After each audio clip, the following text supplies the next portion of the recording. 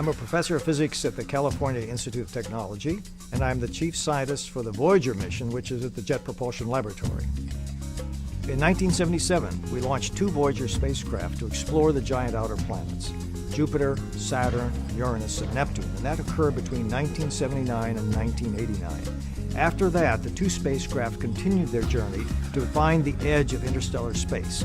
Scientists is a very special job because we're always working on the frontier of knowledge. We're always expanding that frontier. We're learning something new about nature by going somewhere that nothing has been before, or by looking at nature in a way that's never been possible before. I was always interested in what was new, trying to understand things. So I read a lot. I read the Book of Knowledge, which was an encyclopedia for youngsters. I read popular science, old issues of popular science to try to understand how things worked. I built radios. Initially I had a crystal set, it was not difficult to build, and worked my way up to a super heterodyne receiver, which was the state of the art at that time. It was during grade school when the Second World War occurred, and that's when a lot of science was done, and the atomic age began. And so there was an incredible amount of presence of science in the community at large. I had a lot of fun doing anything I was doing. But I also was the editor of the yearbook for the high school.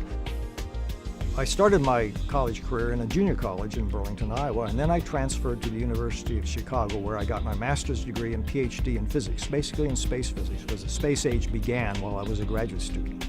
Then I came to Caltech to set up a space physics group, and that was 1964, and by 1972 I was asked to come to JPL, which Caltech runs for NASA, to become the chief scientist for the Voyager mission, which was to be launched in 1977. So that was my first major role at JPL, and it continues to be a role that I have as the Voyager spacecraft head for interstellar space.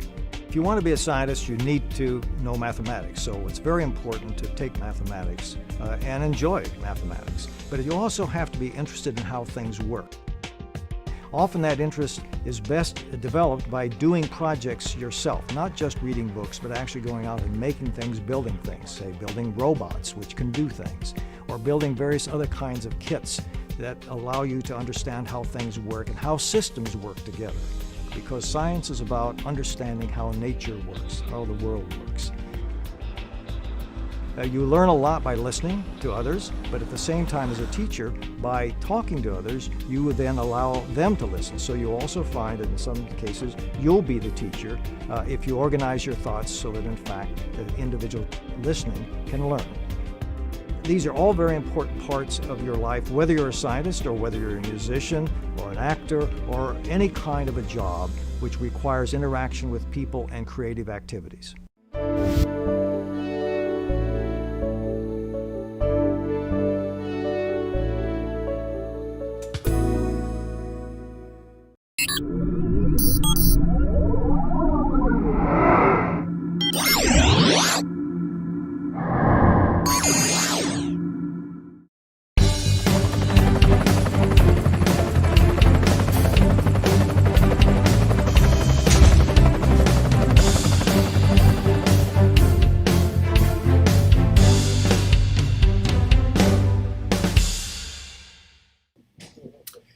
Well, hello everybody. This is Scott Roberts, and for some reason, all of my right now are not on with me. So let's see what's going on. Let's look. We have our Skype guests. Let's see if that. I don't know what happened here. It's very strange.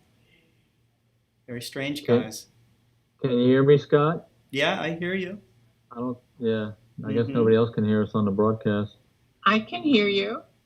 Yeah, I can hear you all here and see you. Yeah, I actually have Jerry Hubble, Farah, Payan, Yan, and Gary Palmer on with me, but they're not on with me. So what I'm going to do is try something different here. So let's see. It's the Scott Roberts Show by himself. Yeah, Scott Roberts Show, directed by Scott Roberts, produced by Scott Roberts, written by Scott Roberts, starring Scott Roberts.